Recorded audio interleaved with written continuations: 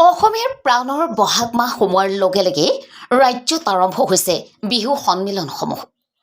ৰঙালীৰ বাবে ৰাজ্যৰ চৌদিশে উখল মাখল পৰিৱেশ। গোলাঘাটৰ বিভিন্ন প্ৰান্তত ৰঙালীৰ ৰঙত মতলীয়া হৈছে অসমীয়া। 1934 চনতে প্ৰতিষ্ঠা লাভ কৰা সদৌ বেটিয়নী ৰঙালী বিহু সন্মিলনে গৰকিলে 91 বৰ্ষ। তিনিদিনে বৰ্ণাঢ্য কাৰ্যসূচীৰে অনুষ্ঠিত বেটিয়নী বিহু সন্মিলনৰ বাৰে ৰহণীয়া সাংস্কৃতিক শোভাযাত্ৰাই সকলোৰে দৃষ্টি আকৰ্ষণ কৰিছে। স্থানীয়ভাৱে গ্ৰামাঞ্চলৰ বহু সংখ্যক সাংস্কৃতিক দলে অংশগ্ৰহণ কৰা শোভাযাত্ৰাত জাতি জনগোষ্ঠীৰ মিলনভূমিলৈ পৰিণত হ'ল। বিধায়ক মৃণাল শইকীয়াই অংশ ল'লে শোভাযাত্ৰা। অসমীয়া জাতি জনগোষ্ঠীৰ কৃষ্টি সংস্কৃতিৰ সমাহাৰ ঘটিল শোভাযাত্ৰাত। মুছলমান সম্প্ৰদায়ৰ লোকেও জিকিৰ পৰিৱেশন কৰি অংশগ্ৰহণ কৰিলে শোভাযাত্ৰাত। অতীজৰে পৰা প্ৰতি বছৰে গৰু বিহুৰ দিনাই আৰম্ভ হোৱা সদৌ বেটিয়নী ৰঙালী বিহু সন্মিলনৰ বাকৰিত ৰঙালীৰ ৰঙত মতলীয়া হ'ল গাঁওবাসী। সাংস্কৃতিক অনুষ্ঠানেও মোহিলে হাজাৰ হাজাৰ জনতাক। এনেকৈ বহাগৰ আৰম্ভণিতে ৰঙালীৰ ৰঙত উটি ভাহি গৈছে গোলাঘাটৰ বেটিয়নী অঞ্চল। গোলাঘাটৰ পৰা টুটুমণি বৰা ৰিপৰ্ট।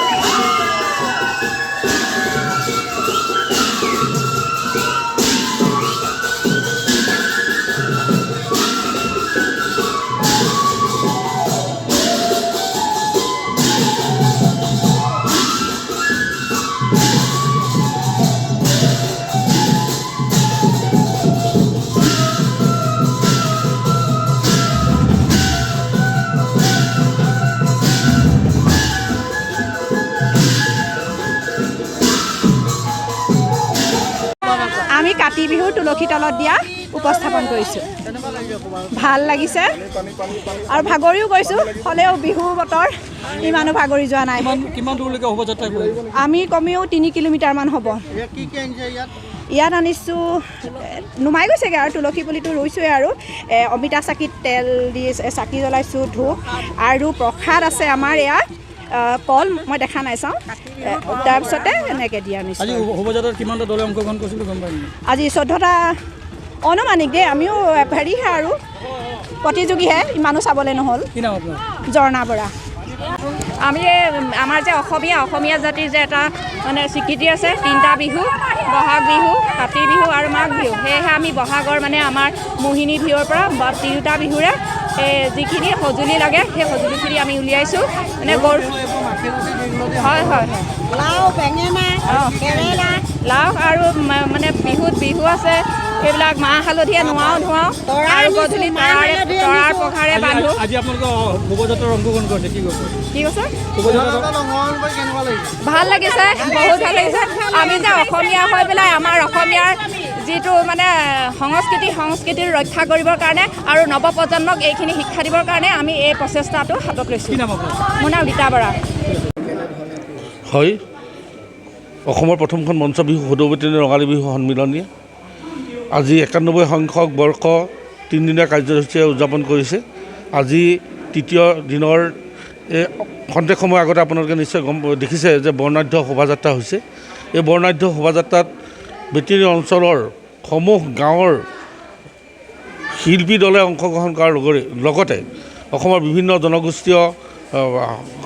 জনগোষ্ঠীয় যিটো কৃষ্টি সংস্কৃতিৰ দল আছে, এই দলসমূহে এই শোভাযাত্ৰাত অংশগ্ৰহণ কৰি আমাৰ যিটো সমন্বয়, আমাৰ যিটো সম্প্ৰীতি, এই সম্প্ৰীতি এইটো আজি শোভাযাত্ৰাৰ যোগেদি আমি দেখুৱাইছোঁ যে আমি বৃহত্তৰ অসমীয়া জাতি, আমাৰ এই অসমীয়া জাতিৰ যিটো ঐক্য, এই অনৈক্যৰ মাজত যিটো ঐক্য, এই ঐক্যৰ এনাজৰীডাল আমাৰ সদায় এটা মজুত হৈ থাকিব।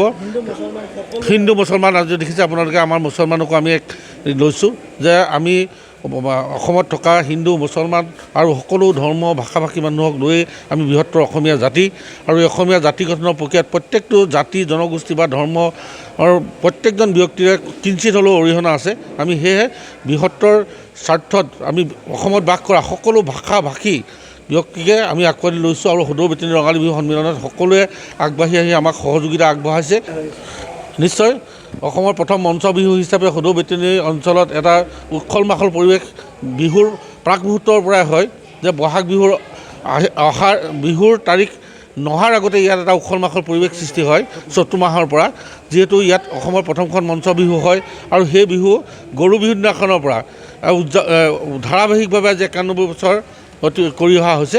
সেয়ে বেতিনী অঞ্চলৰ প্ৰত্যেকজন মানুহৰ মাজতে এটা বিহুৰ যিটো উন্মাদনা, সেই উন্মাদনা এতিয়াও আছে আৰু ভৱিষ্যতলৈ উন্মাদনা থাকিব।